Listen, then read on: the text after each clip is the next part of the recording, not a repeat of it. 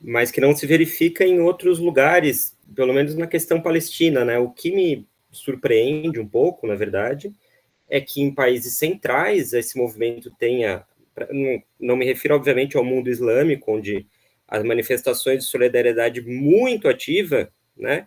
Inclusive no Mar Vermelho, em outros lugares, a Palestina, né, passam da palavra às ações, né? Então, em todo o mundo islâmico há um enorme movimento de solidariedade, mas também nos países centrais. Então, diante disso, eu te pergunto, e que é a nossa tarefa, afinal de contas, como reacender esse debate internacionalista de solidariedade à Palestina e a outras situações coloniais e de luta antirracista no mundo, e como que a gente poderia estar, de alguma forma, pressionando nossas lideranças de esquerda e o próprio governo até uma postura mais incisiva na questão palestina, por exemplo, levantando a palavra de ordem do encerramento de todos os acordos, né, que existem com Israel, principalmente na área militar e de defesa.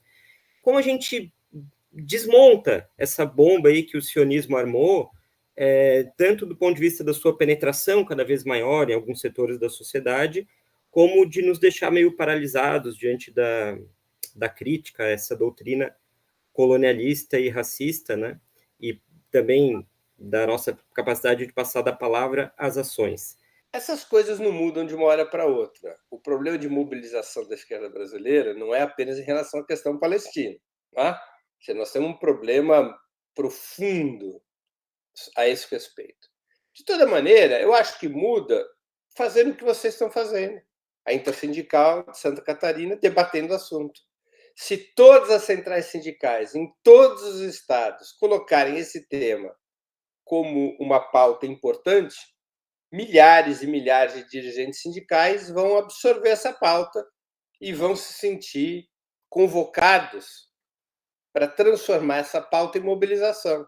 E essa mobilização pressionar o governo ou apoiar o governo a tomar medidas mais categóricas, mais firmes contra o regime sionista, como ocorre em outros países.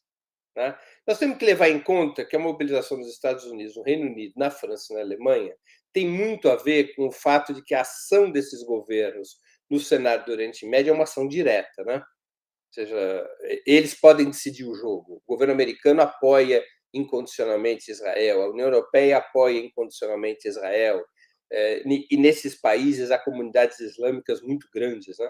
Muito grandes. Então você tem um fator que não é o fator esquerda, embora a esquerda desses países, menos na França, na Alemanha um pouquinho melhor, no Reino Unido um pouquinho pior, nos Estados Unidos melhor um pouco, curiosamente, mas o que você tem fundamentalmente é um movimento popular com muito apoio da imigração de origem islâmica, de origem muçulmana, e o fato de que esses países decidem o jogo. Então, eu acho que aqui não é diferente. A gente tem que fazer essas pequenas coisas que você faz, que quem está nos assistindo faz, que eu faço. São centenas, milhares de conversas sobre o assunto. É jamais parar de falar da Palestina. É convocar mobilização, é se juntar aos dias internacionais de mobilização, é fazer programa, é lançar livro, é fazer artigo, é fazer um embate contra o sionismo, é convocar a esquerda, é criticar o imobilismo. Isso a gente vai fazendo, em algum momento, isso vira alguma coisa grande. A essa altura da vida, eu já aprendi isso. Começa pequeno, pequeno, pequeno, pequeno, uma hora vira grande, uma hora cresce. A resistência à ditadura no Brasil é a maior demonstração disso. Em 1974, nós estávamos esmagados. 75, mais que 74. A luta armada derrotada, o Partido Comunista Brasileiro, que era o principal partido de esquerda, um terço do seu comitê central assassinado, milhares de militantes presos, destruído. Não existia, a guerrilha do Araguaia derrotada. Leandro, não havia nada. 75, 76, nada. E a gente começou a fazer pequenas coisas. Movimento da carestia, movimento estudantil, movimento secundarista, e vai fazendo, e vai fazendo, e vai fazendo. A luta operária era uma luta fábrica a fábrica, era uma luta ali pequenininha, por pequenos interesses econômicos. Aí isso vai somando, somando, somando, somando. Tem uma hora que muda de qualidade. E as pessoas acumularam consciência, acumularam organização, e as massas irrompem em movimento. Né? Eu não acho que vai ser diferente. A gente não pode, digamos, se entristecer pelo baixo grau de mobilização atual, ou se sentir derrotado, ou ficar naquele ceticismo de nada funciona, nada dá certo, estamos condenados a ser assim eternamente, ou aquele discurso, a culpa é do outro, né? A culpa é da direção daquele outro partido que não convoca, daquela outra central que não convoca.